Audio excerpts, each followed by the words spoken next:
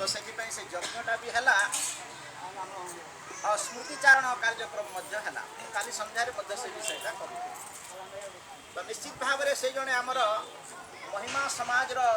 वयोज्येष्ठ साधु थिले आमर जे कि पूज्यपाद रत्नमणि बाबा कहले समग्र पश्चिमांचल मुख्य श्री रत्नमणि बाबा ये भी आसी आमर बंजारी को श्री बंजारी यज्ञ होता केते साल रे अवश्य आमर मन ना प्रथम 60 साल रे तो सही समय रत्नमणि बाबा चंद्रमणि बाबा अनंतराम बाबा आउ केते केते बाबा माने विराजमान करथिले तापरे जाइकरी तापरे अन्य जगह यज्ञ है तो सही साधु महेश्वर दास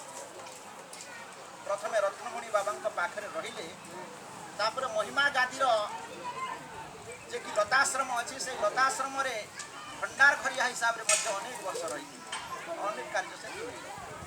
तापर रत्नमणि बाबा निर्देश देवा हेतु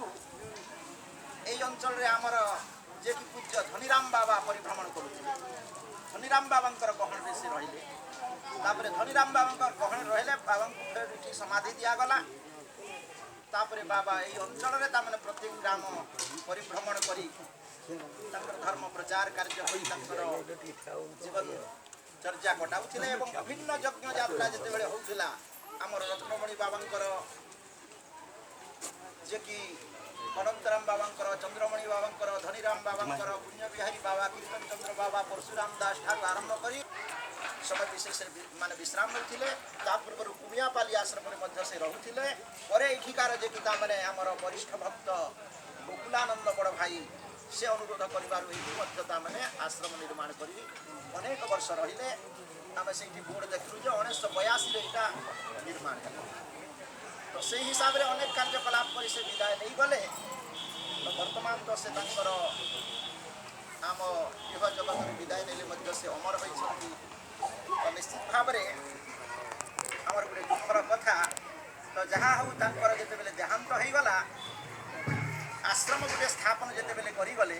से आश्रमटा जमी सुरक्षा हिसाब से रहीपर